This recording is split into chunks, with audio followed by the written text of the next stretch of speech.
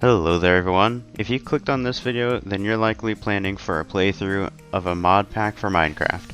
Luckily, you've come to the right place, because in this video, I'm going to cover 5 mods that you can use for power generation. I want to start this video by saying this is not an all-inclusive list, and that if you know of a mod or a setup that I haven't included in this video, then be sure to put it down in the comments below so others can see it. At number 5, we have Environmental Tech. I more recently started to use this mod early game and mid game the most. The early tier solars are not that hard to set up, and running even a tier 2 litherite solar array will get you around 3050 RF per tick, and for early game that's a solid start. As you progress through the game, you are able to scale those arrays by upgrading the tier of the controller. You don't even have to upgrade the solar cells if you don't want to. If you use litherite, which is the beginning crystal in the mod, and you have a tier 6 solar controller, you'll be making 332,254 RF per tick based on the mod's default values. Eventually, upgrading to mid-tier cryonite and using a tier 2 controller would give you 6,125 RF per tick, while a tier 6 controller will give you 664,508 RF per tick. At your end game, using Aethium crystals and a tier 6 controller will be netting you 1.7 million RF per tick.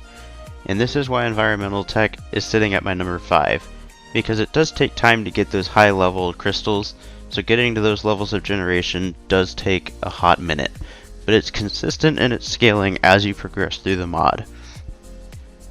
I'm going to throw in a special honor here, because this mod isn't a standalone, instead it's an add-on for Environmental Tech, and it's called ET Lunar. This mod is equivalent to Environmental Tech in terms of its solar tiers and power generation, except it's powered by lunar instead of solar. This makes Environmental Tech a day and night power source. At number 4 sits Extreme Reactors, and for obvious reasons. I do not use Extreme Reactors on my playthroughs anymore. I didn't even include it in my new mod pack that I'm making. However, it deserves the number 4 spot for numerous reasons.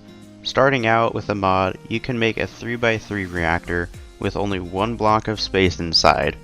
Put a fuel rod in that space and give it some yellorium, and you'll be making on default settings around 144,000 RF per tick. Moving up to mid game in the mod, a 5x5 setup with 15 fuel rods can generate up to 400,550 RF per tick. I don't use this mod anymore, as I wanted to move on to something more challenging for my gameplay, and I found that Extreme Reactors, while great for making power, is not really balanced or challenging enough for me. However, as far as power generation goes, it definitely belongs on this list. At number 3, I'm putting NuclearCraft. This mod has taken up my attention for the last couple weeks, and back in 1.7.10 I had messed with ReactorCraft briefly, but in 1.12 I have spent the last 3 weeks learning and researching just the fission reactors and all the different fuels from this mod. There are some beginner fission designs that utilize LEU-235 oxide fuels and can generate upwards of 26,180 RF per tick, and that's only using 11 reactor cells. Moving up towards HECF-249 oxide fuel, you can make active fission reactors that generate upwards of 219,000 RF per tick on default mod values. These numbers scale even higher when you get into the fusion reactors. If you want to dive into NuclearCraft, I have a playlist that gives you a quick guide for progressing through the main fuel line. However, with this mod there are 52 different types of fuel that you can use, so there is plenty more to learn. At number 2, this isn't even a power source that I really use, however it deservedly gets this spot. That's going to be the reactor from Draconic Evolution. That doesn't go without saying that this mod can be extremely dangerous with this reactor, because if it gets unstabilized, your base may or may not be destroyed, so don't blame me for that. With some of the more efficient reactors in this mod, you can easily output more than 1 million RF per tick. Here at number 1, I'm going to go with Mekanism. I have covered a lot of this mod on my channel, and it is hands down one of my favorite mods in the current version of Minecraft. However, one thing that I do not particularly enjoy about the mod is its power generation. With that said, this video isn't about my opinions, it's about the stats. You can start this mod using machines like solar generators, gas burning generators, wind turbines, and even heat generators.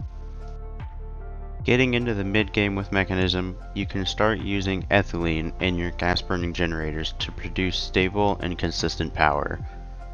Moving into the late game, you will definitely want to build a reactor. With a reactor setup using DT fuel, you can get a reactor to generate up toward 51 million RF per tick.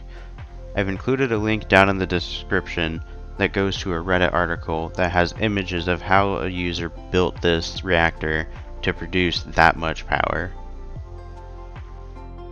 And that completes this video about my 5 Minecraft mods for power generation.